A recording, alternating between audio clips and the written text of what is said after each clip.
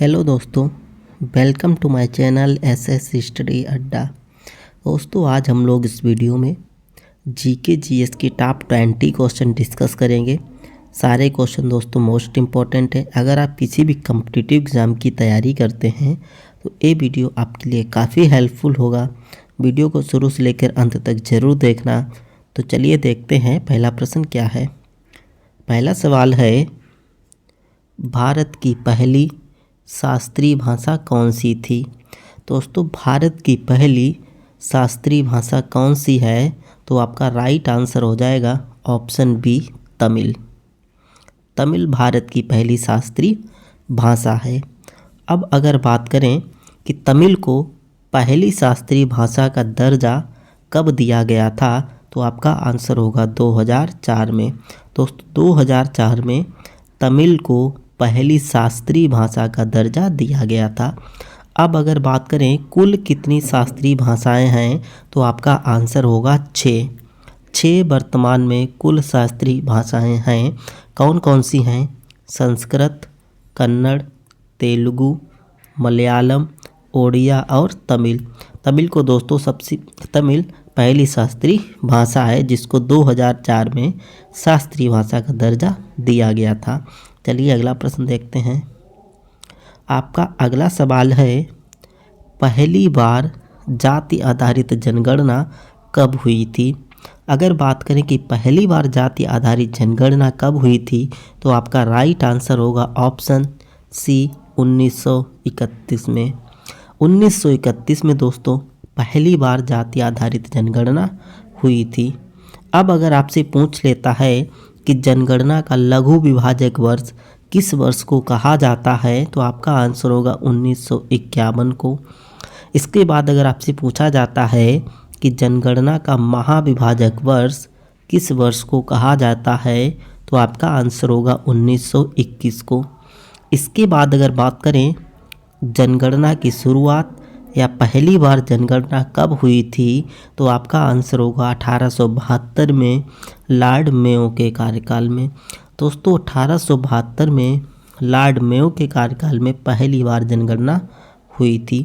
अब अगर आपसे पूछा जाता है कि नियमित जनगणना की शुरुआत कब से हुई है, तो दोस्तों नियमित जनगणना की शुरुआत 1881 से हुई है लॉर्ड रिपन के कार्यकाल से। लॉर्ड रिपन के कार्यकाल से 1881 में दोस्तों नियमित जनगणना की शुरुआत हुई है। चलिए अगला प्रश्न देखते हैं। आपका अगला सवाल है, कांग्रेस के किस अधिवेशन में सदस्यों के लिए खादी वस्त्र अनिवार्य किया गया था? दोस्तों, कांग्रेस के किस अधिवेशन में सदस्यों के लिए खादी वस्त्र अनिवार्य किया गया था, तो आपका आंसर होगा ऑप्शन ए, 1926 में। 1926 में कांग्रेस के अधिवेशन में कांग्रेस के सदस्यों के लिए खादी वस्त्र अनिवार्य किया गया था। अब अगर बात की जाए कि जो अधिवेशन है कहाँ पे हुआ था और इसकी अध्यक्षता किसने की थी, तो दोस्तों जो अधिवेशन है गुवाहाटी में हुआ था। इसकी अध्यक्षता की थी एस श्रीनिवास अयंगर ने। अब अगर आपसे पूछा जाता है कि कांग्रेस के किस अधिवेशन में पहली बार जनगण मन गाया गया था, तो दोस्तों पहली बार जनगण मन 1911 ईस्वी में कांग्रेस के कोलकाता अधिवेशन में गाया गया था। इस अधिवेशन की अध्यक्षता किसने की थी, तो आपका आंसर होगा पंडित विश्वनारायण धर ने। अब अगर बात की जाए कि पहली बार स्वराज शब्द का प्रयोग कांग्रेस के किस अधिवेशन में किया गया था, तो आपका आंसर होगा 1906 के कोलकाता अधिवेशन में, जिसकी अध्यक्षता दादा भाई नौरोजी ने की थी। इसके बाद अगर आपसे पूछा जाता है कि कांग्रेस की पहली भारतीय महिला अध्यक्ष कौन थी, तो आपका आंसर होगा श्रीमती सरोजिनी नायडू कांग्रेस की प्रथम भारतीय महिला अध्यक्ष थीं। चलिए अगला सवाल देखते हैं। अगला प्रश्न है दोस्तों, बिहू किस राज्य का प्रमुख लोक नृत्य है? दोस्तों बिहू असम का प्रमुख लोक नृत्य है। ऑप्शन ए राइट आंसर हो जाएगा। चलिए अगला प्रश्न देखते हैं। अगला प्रश्न है, ब्रह्म समाज की स्थापना किसने की थी? दोस्तों ब्रह्म समाज की स्थापना राजा राम मोहन राय ने की थी, इसलिए ऑप्शन ए राइट आंसर हो जाएगा, राजा राम मोहन राय। अब अगर आपसे पूछा जाता है आर्य समाज की स्थापना किसने की, तो आपका आंसर होगा स्वामी दयानंद सरस्वती। इसके बाद अगर आपसे पूछ लेता है कि रामकृष्ण मिशन की स्थापना किसने की, तो आपका आंसर होगा स्वामी विवेकानंद ने। चलिए अगला प्रश्न देखते हैं। आपका अगला सवाल है खानवा का युद्ध कब हुआ था? दोस्तों जो खानवा का युद्ध है 1527 ईस्वी में हुआ था। ऑप्शन ए राइट आंसर हो जाएगा, 1527 में। अब जो खानवा का युद्ध है दोस्तों किसके किसके बीच हुआ था, यानी जो खानवा युद्ध है किसके किसके बीच हुआ था, तो आपका आंसर होगा बाबर और राणा सांगा के बीच, जिसमें बाबर ने दोस्तों राणा सांगा को पराजित किया था। अगर इसके बाद बात की जाए कि चंदेरी का युद्ध कब हुआ था, तो दोस्तों चंदेरी का युद्ध 1528 में हुआ था। बाबर और मेदिनी राय के बीच हुआ था, जिसमें बाबर ने दोस्तों मेदिनी राय को पराजित किया था, बाबर की विजय हुई थी। अब अगर आपसे पूछा जाता है कि घाघरा का युद्ध कब हुआ था, तो दोस्तों घाघरा का युद्ध 1529 में हुआ था, बाबर और महमूद लोदी के मध्य हुआ था। घाघरा का युद्ध दोस्तों 1529 में बाबर और महमूद लोदी के बीच हुआ था, जिसमें बाबर ने महमूद लोदी को पराजित किया था। घाघरा का युद्ध दोस्तों बाबर ने जीता था। चलिए अगला प्रश्न देखते हैं। अगला प्रश्न है इनमें से कौन सा वायरस से होने वाला रोग है? दोस्तों कौन सा रोग वायरस से होता है, तो आपका राइट आंसर हो जाएगा ऑप्शन ए रेबीज। दोस्तों जो रेबीज है वायरस से होने वाला रोग है। चलिए अगला प्रश्न देखते हैं। अगला सवाल है किस आयोग का संबंध बाबरी मस्जिद से है?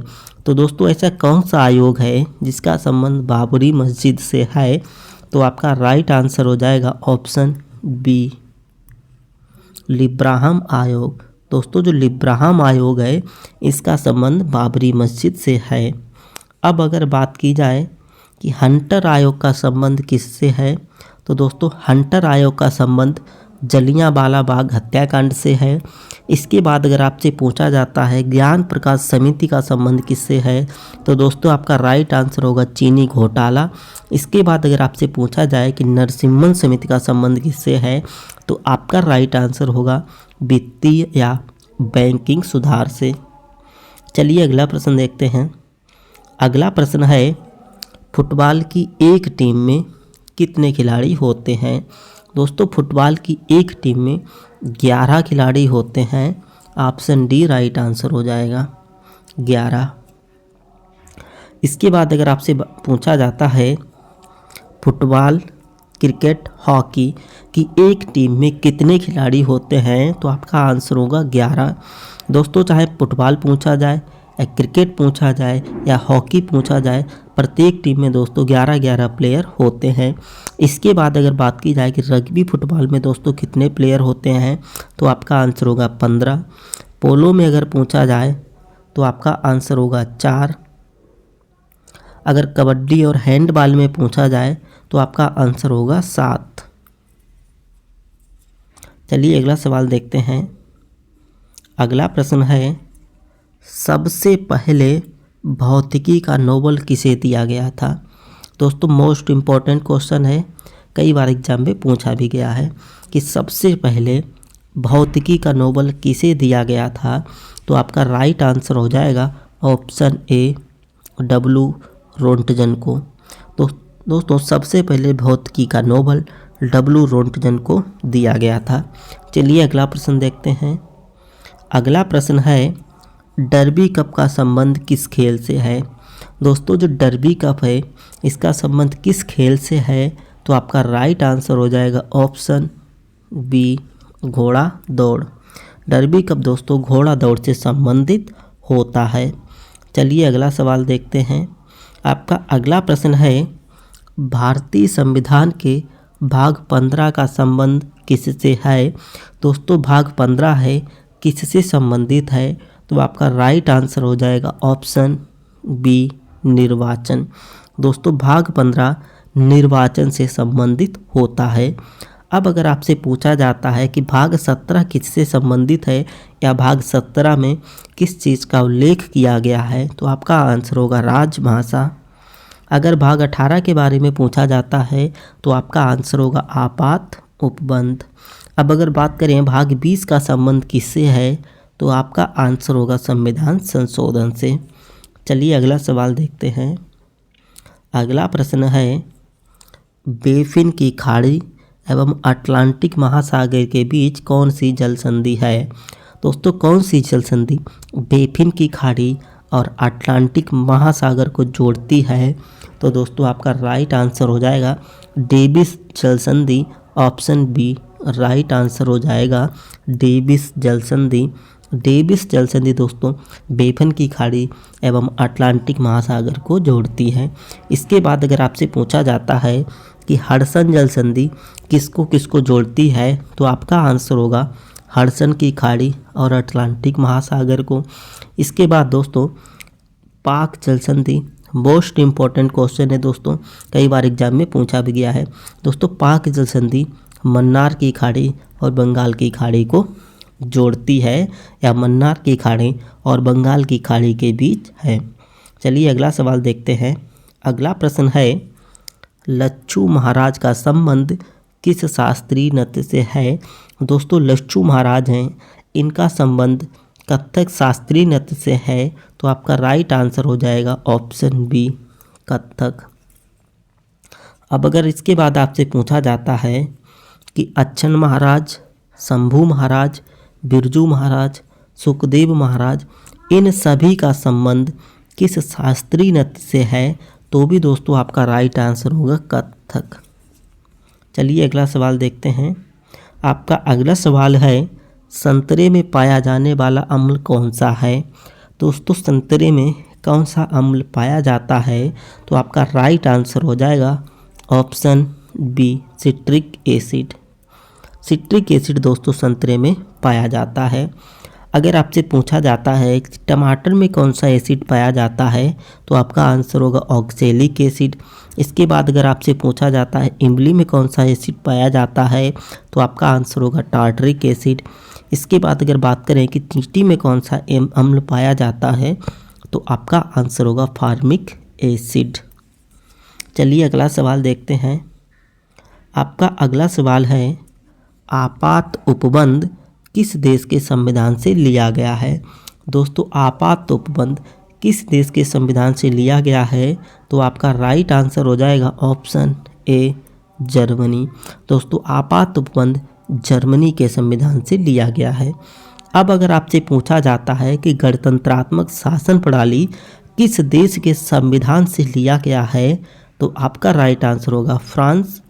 इसके बाद अगर आपसे पूछा जाता है कि मूल अधिकार या मौलिक अधिकार किस देश के संविधान से लिया गया है, तो आपका राइट आंसर होगा अमेरिका के संविधान से। इसके बाद अगर बात करें कि समवर्ती सूची और प्रस्तावना की भाषा किस देश के संविधान से लिया गया है, तो आपका राइट आंसर होगा ऑस्ट्रेलिया के संविधान से। चलिए अगला सवाल देखते हैं। अगला प्रश्न है दोस्तों, ओमान की राजधानी क्या है? तो दोस्तों जो ओमान की राजधानी है क्या है, तो आपका आंसर होगा ऑप्शन बी मस्कट। दोस्तों ओमान की राजधानी क्या है, तो आपका आंसर होगा मस्कट। इसके बाद में अगर आपसे पूछा जाता है यमन की राजधानी क्या है, तो आपका आंसर होगा साना। तंजानिया की राजधानी क्या है, तो आपका आंसर होगा डोडोमा। रवांडा की राजधानी क्या है, तो आपका आंसर होगा किगाली। चलिए अगला सवाल देखते हैं। अगला प्रश्न है, जल्दापारा राष्ट्रीय उद्यान किस राज्य में स्थित है? जल्दापारा राष्ट्रीय उद्यान किस राज्य में स्थित है? तो दोस्तों आपका राइट आंसर हो जाएगा ऑप्शन बी पश्चिम बंगाल। जल्दापारा राष्ट्रीय उद्यान दोस्तों पश्चिम बंगाल में स्थित है। चलिए अगला सवाल देखते हैं। आपका अगला सवाल है, विटामिन ए का रासायनिक नाम है। दोस्तों विटामिन ए का रासायनिक नाम क्या है, तो आपका राइट आंसर हो जाएगा ऑप्शन बी रेटिनाल। दोस्तों रेटिनाल विटामिन ए का रासायनिक नाम होता है। तो ओके दोस्तों, यहाँ तक हमने जीके जीएस के टॉप 20 क्वेश्चन डिस्कस किए हैं जो कि मोस्ट इम्पॉर्टेंट हैं। वीडियो देखने के लिए बहुत बहुत धन्यवाद।